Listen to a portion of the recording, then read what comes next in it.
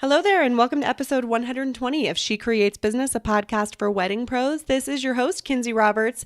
Thank you for being here and for listening today. If you are listening to these episodes in sequential order as I publish it, it is still Thanksgiving in the United States. It's November 2018.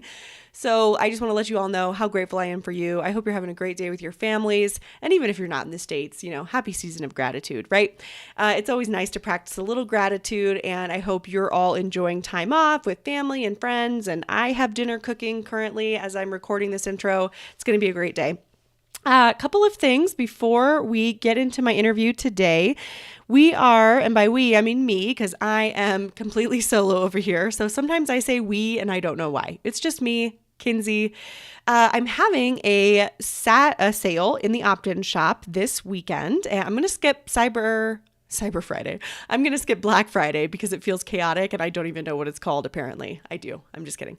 Black Friday. We're going to skip that. But starting on Small Business Saturday and extending through Cyber Monday, we're going to have a sale in the opt-in shop and it's a surprise. So head over to shecreatesbusinesspodcast.com/shop on Saturday to find out. I'm also going to post it to Instagram.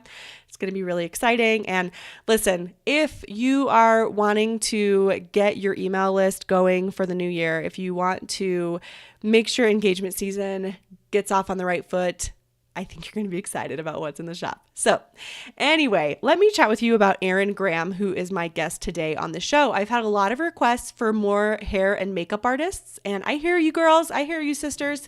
Yes, yes, yes. So I am bringing on a hairstylist. Erin is a commercial and wedding hairstylist. Now she's from Chicago, so she does not skip a beat. Let me just tell you right now that I loved her energy so much, and she was just on a roll through this entire episode. I barely talk at all. I just want you to know that.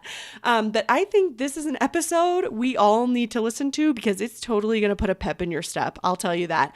This woman has energy just coming out of her eyeballs. I loved it so much. I even told her, I like talking to you because you talk fast and so do I. And my dad has always told me, you really need to slow down when you talk, but not when Erin and I are speaking because we can talk fast and still understand each other. So heads up on that. I don't really talk a lot in this episode, but I was 100% fine with it. I just wanted Erin to just keep firing us up, and she truly does.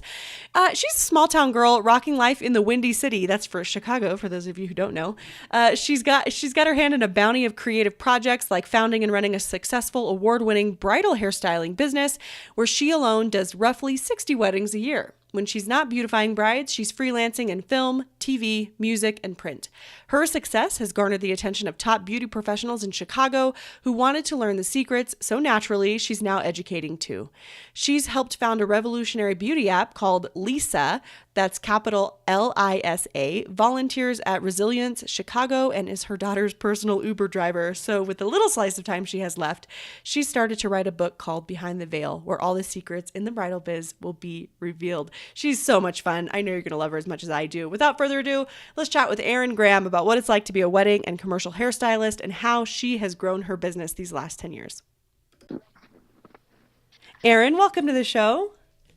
Thank you. Thank you for having me. It's totally my pleasure. I'm very much looking forward to diving into all things hair for the wedding industry. I was just telling Erin offline, you guys, that I've had a lot of requests for hair and beauty vendors, and I haven't gotten any, and I don't actually know why. So when Erin was able to come onto the show, I was like, oh my gosh, yes. Finally. So this one's for you, all of you listeners out there who are so excited to hear about someone who's grown their beauty business on the hair side of things. And Erin, I just really appreciate you being here. Thank you so much. I'm so happy to be here. So as you know, as I always do, I read your professional bio there at the top of the show, but I'd love for you in your own words just to tell us who you are, what you're doing in the industry, and just a little bit about how you got there. Well, perfect. So my name is Erin, and I'm originally from Kansas, and I've been in Chicago now for about 10 years. And my way into the beauty industry was a little bit different than normal. I went to college for painting first, and when I finished that, I was just still wanting to do something more. I didn't really know what it was. Mm-hmm. And my mom, her really good friend, actually opened up a hair school in in Wichita. So I actually grew up in Newton, Kansas, but was living in Wichita, went to WSU. And so my mom was like, go check out that space. It's a new hair school. It was one of her friends that he started a salon in Wichita and kind of became really well known. He took over like a huge part of that market and Oh, opened up wow. multiple salons, and they were known for kind of like luxury hair care. And so he wanted to bring back good education to Kansas because at that time there wasn't even like a Paul Mitchell school. All of the schools were very small. They weren't really churning out a lot of good talent, nor were they supporting the artists that were leaving that did have talent. And you would just jump into a salon setting with little to no education outside of just hair school. And so he wanted to bring back good, solid education to Kansas. And so he used to work with Sassoon. I think he was part of Vidal Sassoon's original creative team in London. And so being from Wichita, though, he knew how it was out there. So my mom was like, go check out the school. One of my friends actually had painted a huge mural of all of the hairstyles, like Oh my famous gosh. hairstyles in the school. And so Hmm. I really just went in there with the intention to check it out. And after being there, I just walked in and was just, wow. There was a runway that went down the middle of the school. They had a photo studio. It was all centered around education, like high end stuff. And kind of my dream growing up was being somewhere in the magazine world. In college, I started out in graphic design and then swiveled on to painting because I didn't really want to be in front of a computer forever. And so I was just blown away by the school. And I thought, well, cool, I could do the fun stuff. I could do the magazine ads, and I could do, all the movies, TV, stuff like that. And so I just literally like made the comment, and I swear the administrative director was around the corner, and she like peeked around and she's like, "Oh, well, if you're interested, let's go to my office. Like, let's have a talk." And by the time I like finished 15 minutes with her, I had signed up for financial aid. I got in, and it was a Thursday, and I started the following Monday. And after being, a little bit older going into the beauty industry, I had already been through college. I was just like really determined to get in there, really learn something. And I was just so excited to be there, more than I had ever been before in any sort of like formal education setting. And so I kind of feel like I knew at that point, like I was really doing what I was meant to be doing. And so then fast forward to like halfway through, we came to Chicago for the beauty show. And I fell in love with Chicago in the middle of March. And so if you can fall in love with Chicago in the middle of winter, it's Wow. kind of like you should go there. So You should I just live was there. like, cool, you should live there. That's just the next viable option. So I did, and I have been here now 10 years. I started out in a salon setting, and then quickly realized I was kind of a slave to that 9 to 5, to the one length trims and the graduated bobs and the men's haircuts. And I had a full clientele within the first year of me being there. And so there was really no room for me to do any of that. I was fully booked on Saturdays, so I wasn't able to do the bridal work and the fun commercial work during the week. I couldn't do either because I was booked in the salon. So I left when I was pregnant with my daughter, who's now 8. And I just started freelancing at that point. And I thank God there were people around me that had already had agencies or were in the freelance world that just took me under their wing. I actually got a job at Whole Foods to try to pay the bills. And it was so funny because one of the girls ran into me there and she was like, "What are you doing here?" And I was like, "I'm pregnant. I'm freelancing. I don't know. I'm just trying to make sure I can pay the bills." And she was like, "No, quit today. I have weddings for you. I need your help." And 10 years ago in Chicago, I mean, everywhere, there wasn't Instagram. There wasn't a really easy way for you to market yourself besides like Facebook. And that wasn't really taking off to that point yet either. So That's she right. needed help. And so I just jumped in with her and started assisting. And then little by little, because it's the bridal industry and you have, 6, 7, 8 bridesmaids who are likely all soon to be married as well, I was able to just fully grow my business off of referrals. And so now I'm booked out a year and a half or 2 years in advance for weddings. And then I'm doing a ton of commercial work during the week. And so, but it was a slow graduation, I would say, because I did have my daughter, shortly thereafter. Right. And it just allowed me to stay home with her and be a little bit more slow going, but pick and choose the jobs that I wanted to take. And, like I always tell everyone, it was so organic for me because I don't advertise. I don't spend any money on advertising whatsoever. And so it was just about me just getting out there, getting my hands in the mix of everything and just kind of really just depending on referrals from there. So that's a huge, giant nutshell of, I think, I don't know, 5 minutes. But Yeah, yeah, so I love that's it. kind of, that's me. That's me. All right. And we're done, everyone. I'm just kidding. I have about 1,000 questions, so buckle up. Well, first of Yes. all, I think that I think that we're all listening and it's like, oh my gosh, she doesn't do any advertising. That's amazing. But there's a lot that goes into that. And I Hmm. think it's really important that let's unpack that a little bit, because yes, it's a referral game, but you still have to be doing good work. You have to Right. manage those referrals and those clients. So let's unpack that a little bit, and tell us how you are managing to stay on top of your business to get those referrals, and how it obviously, just from, the way you got into the business, I think you take your career very seriously, and that translates to your clients, and you do good work. So tell us about that. Tell us about, getting referrals, and then I kind of want to dig into more practical ways of how you're like running your business and things of that nature. Yeah, yeah. So, I mean, because I was able to, I was married at the time. I'm no longer married now, but I was married at the time when I had my daughter. So we were able to, like, he's a teacher. So it's not like we were, pulling in millions, but we were able to depend a little bit more on his income in the very beginning. Yeah. So I was just kind of saying yes to every job.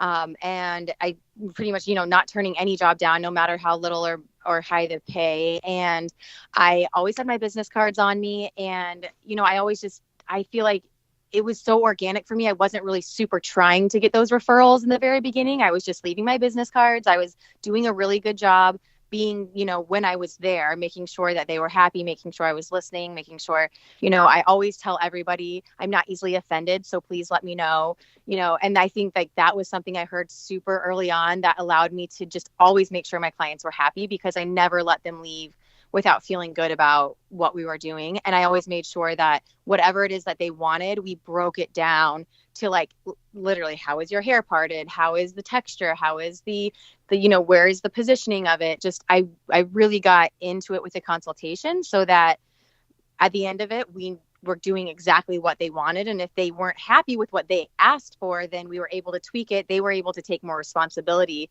for kind of getting to that point too.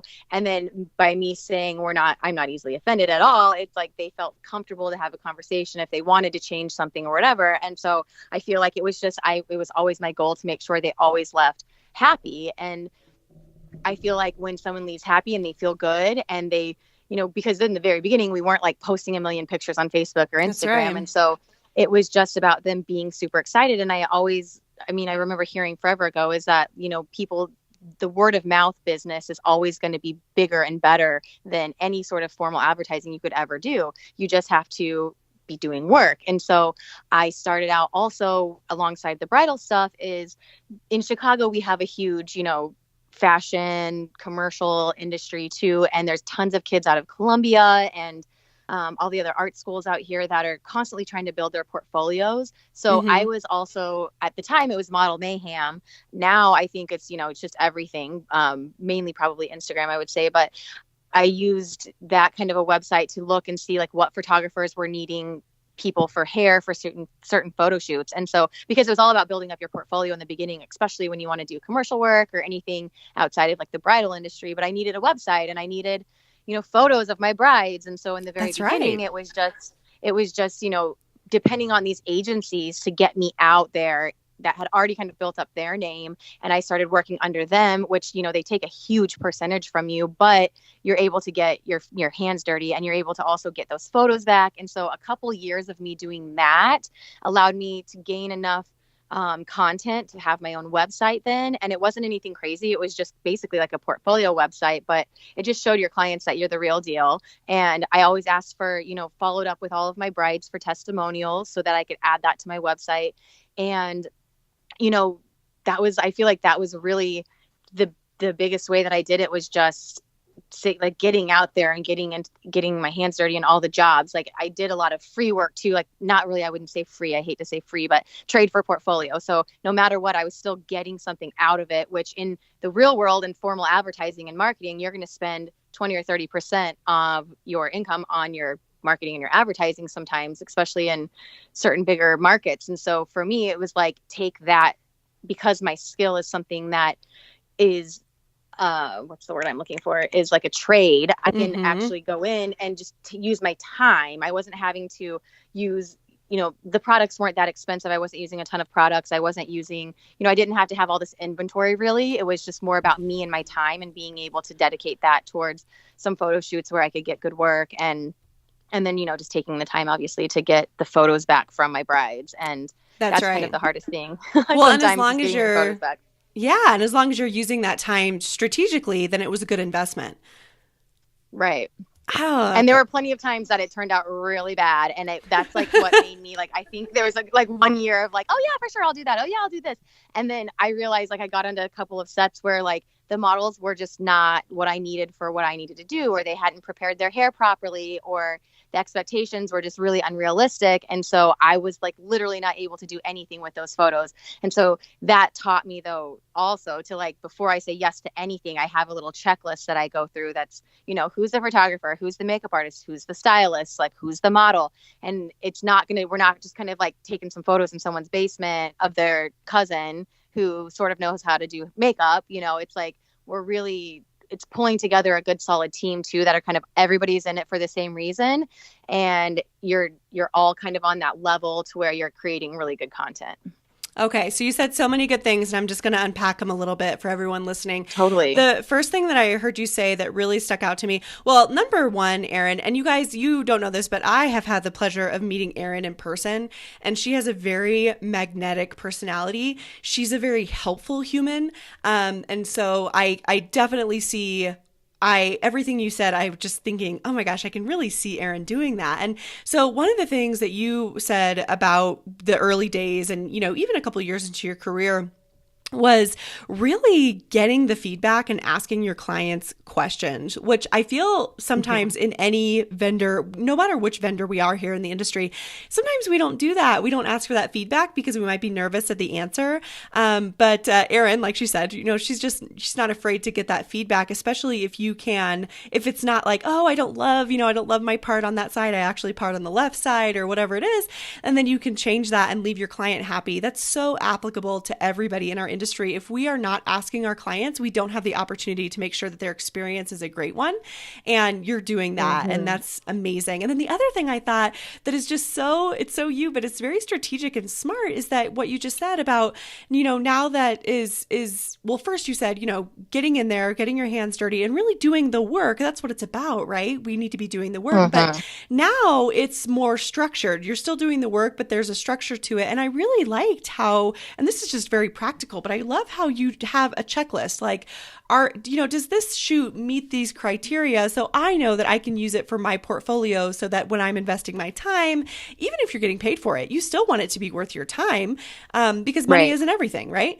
And you want it to lead to the next thing. And so I thought that was such a practical when did you decide that, listen, I need a checklist just to make sure that these are going to be valuable shoots for me in one way or another?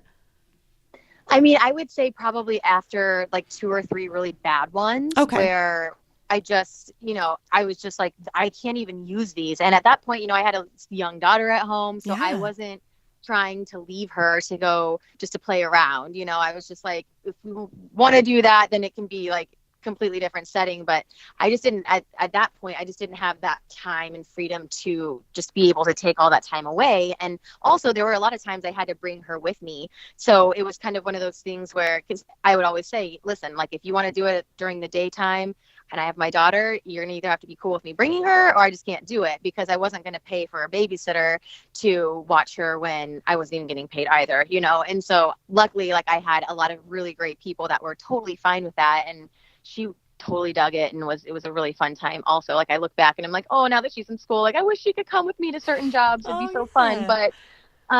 But yeah, it was just after having some really bad experiences that I felt like my time was totally wasted, and I, just didn't have the time to waste at that point. And so after that but it's like little by little, it's like, obviously, there's rules that are there because someone's broken them or someone's done something to where you're like, oh, that needs to go in my contract now. And so I kind of felt like once I was taken advantage of a few too many times, that's when I had to learn to speak up and say, no, like, this is what I need. Or, for makeup artists too, it's like they'll get photos back that are in black and white and they need them in color because it's makeup, and a lot of them feel like they can't say something about it. And I've always been one to say no. Like when you are trading your work, there has to be an understanding that you are going to get what you need out of it. Otherwise, there's no point. There's no point in you going to help a photographer get some really great images if you can't use them. So everyone has to be able to get what they need out of it. And so I think, like I said, just once I got that enough times that I didn't get what I needed, I just was like, okay, we've got to start talking about this. And so little by little, though, my checklist got longer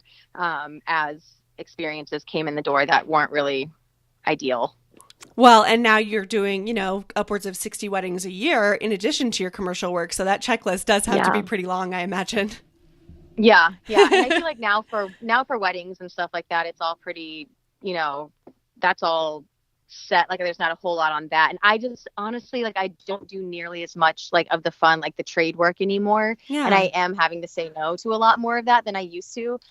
But now I'll do it if it has to be super creative. It has to make my soul sing. It has to just really make me feel like I'm doing something more than just, down curly hair or, flattening out someone's hair. In the beginning, though, I said yes to everything. I literally, like, especially like, even if that checklist wasn't like 100% ideal, I would say, hey, listen, like, I know we're doing really natural looks, but at the end, can we pump it up so I can practice something really cool and we can get a shot of that? And the photographers were always like, absolutely, 100%.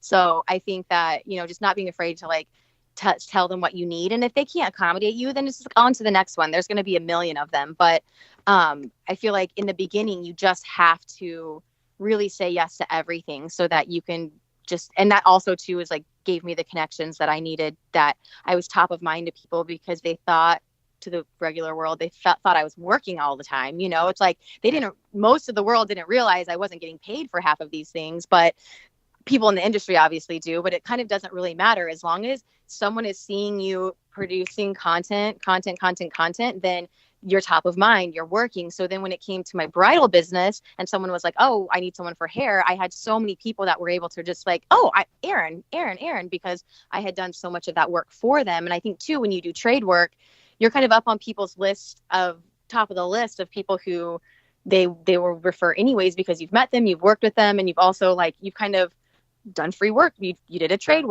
job for them too. So I feel like in the industry too, it's like you want to pay people back for that. So when you trade with somebody, it's like, oh, okay, here's a good photographer, here's a good stylist, here's a good, manicurist or whatever, because you just worked with them. You want to help pay it forward a little bit for them too. And so the more of that you do, the more top of mind you are to everybody. And so then I think it's just easier for them, your name to roll off their tongue because you just saw them yesterday, or they just saw you in your Facebook feed or in your Instagram or whatever. That's right. And even if you're not getting paid for those, like when we're as wedding planners or venue owners or what have you, we call them styled shoots. But even if you're not getting paid, what you mentioned about being top of mind, and in the industry, we know that they're not paid, but it's kind of irrelevant because perception is reality, right? And if the perception is that you are busy, that you have a lot going on, and you do, I mean, that's what really matters, because you can do the work. You're going to show up and be amazing and professional.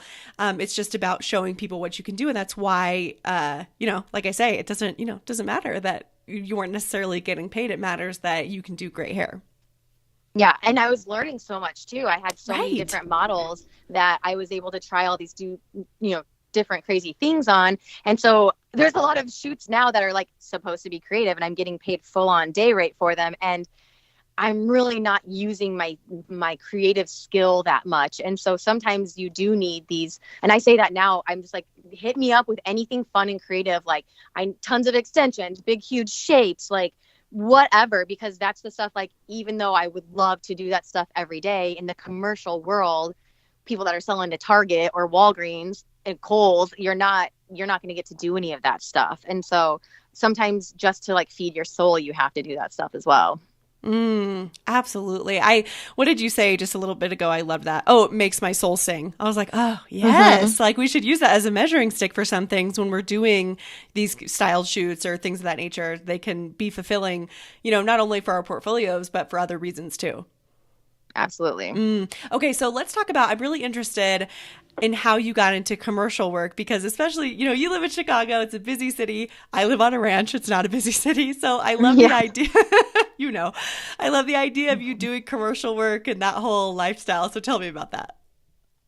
Well, I feel like it really all started, I would say probably like 4 or 5 years ago. Wait, okay, my daughter's going to be 8 now, Isn't and it I think funny she was how about like we measure 4. time on our children? Yeah, It's like, yeah. I'm like, that's the only thing that's constant. Like they have yeah, a birthday every year. Okay, yeah, what is exactly. it? Um, I think it was about 4 years ago. I was literally just full-time momming. I was doing bridal work and I was doing commercial work here and there, but it was pretty small scale stuff. And I was still getting paid the same day rate, but it was just more, local vendors and local like stuff, campaigns and stuff like that, not like any like national stuff. And so it all kind of changed when I was just referred to the producer at Groupon. And a few years ago, about 4 years ago, I think it is 4 years ago, Groupon started to rebrand a little bit. And instead of just allowing all their vendors to give them photos, they decided to have an in-house photography team that Oh, actually cool. went out and took the photos to kind of streamline the photos that came in. But also they were going to take those photos and use them and sell them to like Getty Images and stuff for their stock images. And so it was so cool because it was a pilot program and they had tried a few different hair and makeup people and just didn't really love what they had gotten. And so the producer, her name was Ella. Her and I are actually like pretty good friends now. And she's actually, just side note, she's like grown up and gone out to LA and she's producing for Netflix now. So it's super duper cool. But Oh, cool. she was the producer there and she had through a referral. I can't even remember at this point who referred her or referred me to her, but she reached out. I remember I was literally feeding Olivia and the house was just crazy. I have 2 cats and 2 dogs and there was like music on and everything. And she was like running in between stuff. And she was like, called me and just like, hey, we got your name. We'd love to have you in. It's like, I could barely hear her. She could barely hear me. And then she was like, let me just text you. And so she just texted me and was like, here's what we need. And I just came to the shoot. I think it was like 2 days after that, because in production too, stuff will literally happen like the week of. So it's kind of hard to plan your life. But I was looking to do more commercial stuff too. And so went and met with them, got on a shoot. And then after that, I just got booked with them fully. And so I was full time, what you would call full time, with them, their lead hairstylist. And I was working with them 3 times a week. We had to shoot 3 times a week.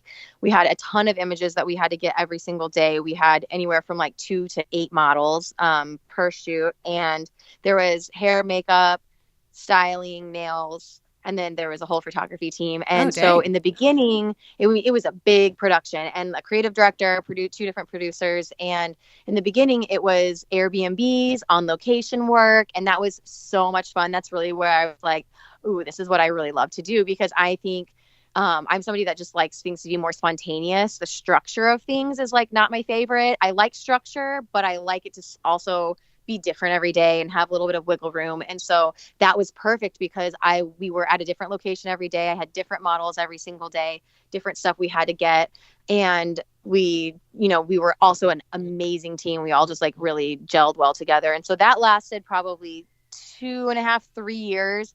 Oh, And wow. about halfway into that though, Groupon decided to have an in-house photo studio. So instead of it being just on location and all of that, they built out a studio and now we were in the Groupon buildings downtown. And I liked that, but I also was like, okay, this is getting a little bit boring now. Like this is the same thing all the time. This is 4 walls that I'm stuck in, like no sunshine. And then they also then Mm-hmm. started to change the structure of that. And they wanted us to be full time. They wanted us to be salary. And I was just like, pull the brakes. Like, this is not, nope, nope, nope. I do not want to be stuck like at the same thing every day, all the time kind of thing. And so, but in the middle of that, because I had been doing so much work with them, and this is now fast forward to Instagram world and Facebook world. I was like, everyone's like, oh my God, you're so good at Instagram, because I was just kind of that annoying person that like made sure I posted every single day.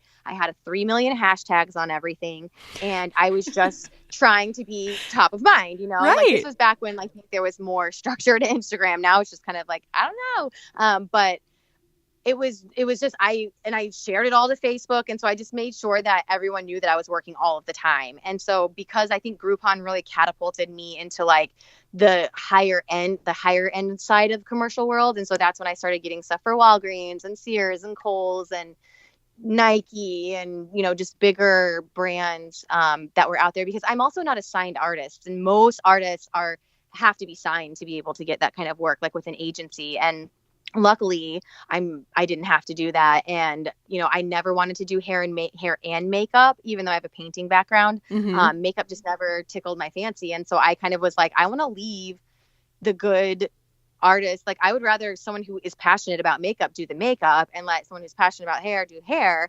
We live in Chicago, so it's a really commercial industry, and the budgets aren't as high. So 9 times out of 10, they get somebody that can do hair and makeup for the same rate that I would charge just for my whole day rate. So that is something that, I've had to just come to terms with, and I'm fine with it, because it allows me to, I'm able to like be so much more in control over my schedule and control of what I say yes and no to. If I was with an agency, I wouldn't have that. Yes, granted, I would be able to like kind of have the in on some of these bigger jobs, but the way that the world is changing, you have a lot of producers out there that are reaching out to their local networks and saying, hey, who do you know? Instead of like That's going through right. the agency. So it's actually kind of benefited me in the long run to not be with an agency. I had a couple of them interview me, and they wanted me either to do makeup or they wanted me to be exclusive. And that meant I had to kind of turn over my bridal business. And that meant I had to give them a huge, huge, huge percentage. And I said, I would rather do less work and keep everything than do more work and still make less money. I know people that are fully booked with agencies, and they still, live in small apartments, can't afford a car, can't have the lifestyle that they want to have, because they think they have to depend on these agencies. And not to knock all the agencies, I think there's some great ones out there, but in Chicago specifically, it's just been hard for a lot of those people to really do well. There's a few artists that are doing really, really well, but they're kind of like the coined ones. They're the ones that are always going to be busy because they have the experiences, they've been there longer, they've all of those things. Whereas for me, I was just like, I don't want to have to sacrifice all of that to maybe hopefully eventually get there, when I was already getting them all on my own. So I was just like, I'm just going to go ahead and keep doing what I'm doing. And so I feel like that's what's really benefited me too in the long run, is that I just have a little bit more control. So when I go to these, and you don't resent the job either, when you're getting so much money taken out of your paycheck for your agent, when it's all coming to you, I feel like you show up to that job a little bit differently as well. And I think I got Definitely. super off topic, so No, you might have to reel me in. nope, you didn't at all. I thought that was great. Well, and there's so much value, and we kind of touched on this a little bit earlier about finding that thing that is personally fulfilling. So yes, we all want to make money. I love money. You heard it here first, and I don't think that there's anything wrong with that. But there's so much value. There's so much intrinsic value in having flexibility with your schedule and with your time that Yeah. I absolutely see why you wouldn't want a full-time agency job, because, there's, like we said, it's not always about the money. There's sometimes, yes, there's money, but then there's like, am I in control of my schedule? Do I have to ask somebody for a day off? Those types of Yeah. things. And you Freedom really, is huge for me. it's huge for you, and you're a mom, and I totally understand that. I'm a mom too.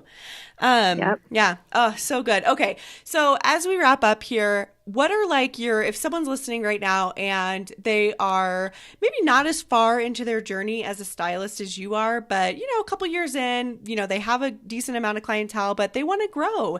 They want to grow in the wedding industry. They might be thinking about commercial work. Give us your top 3 tips for those people.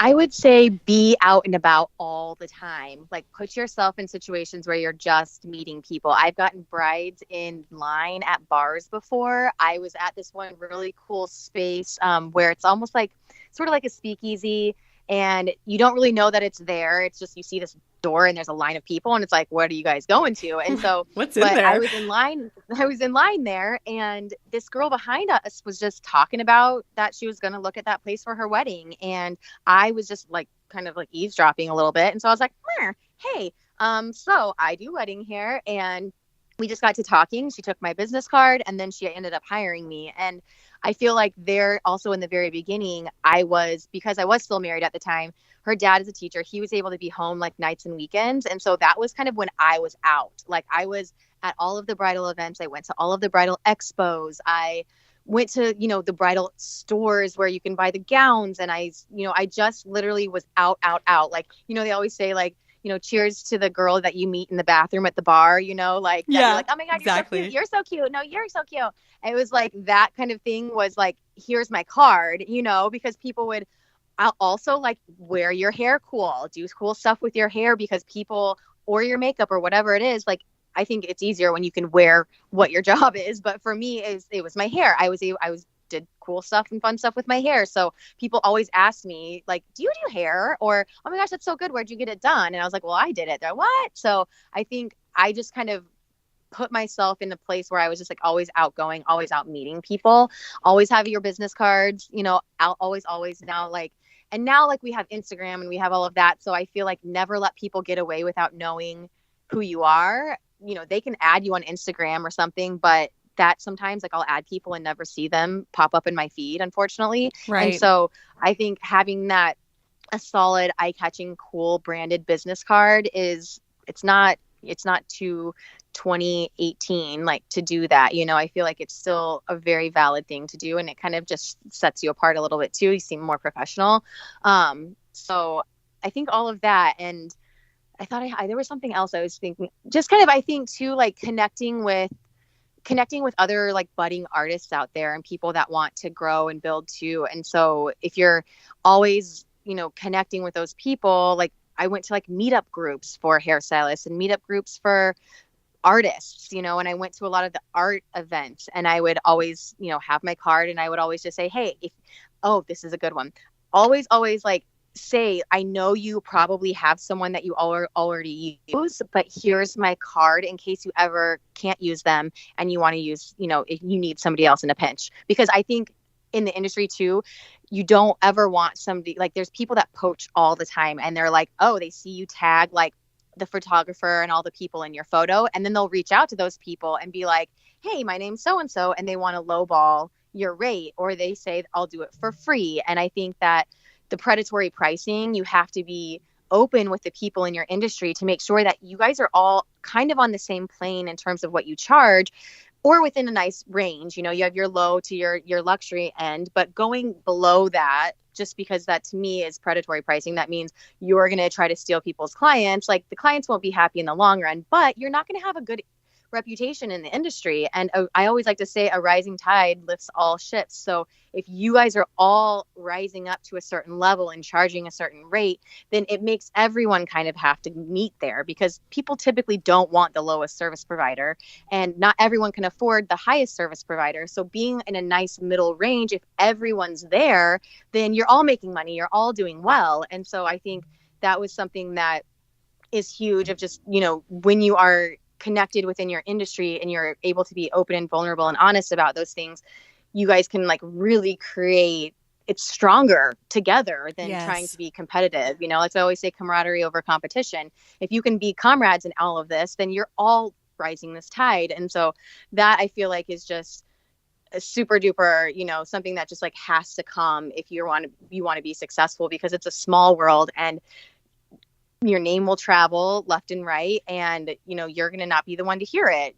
Someone else is going to be talking about it, and then it's very quickly, or it can happen very quickly, that you kind of get blacklisted in the industry for doing stuff like that. And so I think that just staying connected within your industry and being open and like kind of creating that kind of a community is super important to your success as well, especially if you're a newbie. I always say real recognizes real. If you're somebody that's out there hustling and working, and I didn't know how to do textured hair in the very beginning, and so I went to a salon that's all they did, and I said, hey, I can teach you something, you can teach me something, can I just sit here and watch you work? I don't even need to take your time away, I'll pay you for it, whatever. And they were like, what? Wow, we've never had a girl come like we've never had someone come in and say they want to do that. Most people just don't know how to style textured hair, but you're taking the initiative to come and learn. Like, this is amazing. Yes, of course you can sit down and learn. And then they said, okay, hey, help us out with these certain hair types. And so I think like just being honest and real about that, and because the people that are actually out there working, kicking butt, will recognize that and be like, oh yeah. So I feel like we'll take you under their wing. The people that are competitive, and that are like a little bit more shut off to that, I think are people that are just not really confident in their talent and their skill. And so they're already worried that someone's going to come in and kind of yank that out from them. And so those are obviously not people you want to associate with anyways. So if you can just really create that strong community, then I think you're going to get kind of that return on investment that you're looking forward to. And I think I also just went super off track on that and gave you like 9 reasons. 9 tips. That's fine with me. I stopped writing, so I'm going to have someone transcribe this. But Erin, this is so good. Your energy is like, I can like feel it through the computer. Oh, thank you. Yes, this has been so much fun. I talk fast, and so I love listening to you because you also talk fast, but I love it because no, don't be sorry. My dad is always like, you talk so fast. And I'm like, I know, but I can't help it. And so I'm a fellow fast talker over here. So I feel like we are soul sisters. Same page. Yep. Yeah, same page. Like real recognizes real just now. Thank you. This has been such a pleasure. I really appreciate you literally laying it all out on the table for us and giving us all of your tips and your insider tricks and what you're doing down there in Chicago or up there for me. I don't know my directions, you guys. Gosh, I feel like I have a really geography problem every episode. So I really just need to stop talking about that kind of stuff. I just, just in that area. Thank you so much. Where can everybody connect with you online? So I'm the most active on Instagram because I'm such a visual person. So I'm Erin Graham Hair, Erin, Erin, Graham like the cracker, and then hair. And then I also am on Facebook and my website, eringrahamhair.com. Well, how's that for branding? All those nice same names. Right? You are amazing. Erin, thank you so much. I hope you have a great night. Thank you. You too. Thanks. Bye. Thank you so much for listening to She Creates Business. Please take a minute and head to iTunes to leave an honest review so we can help more wedding pros find the show.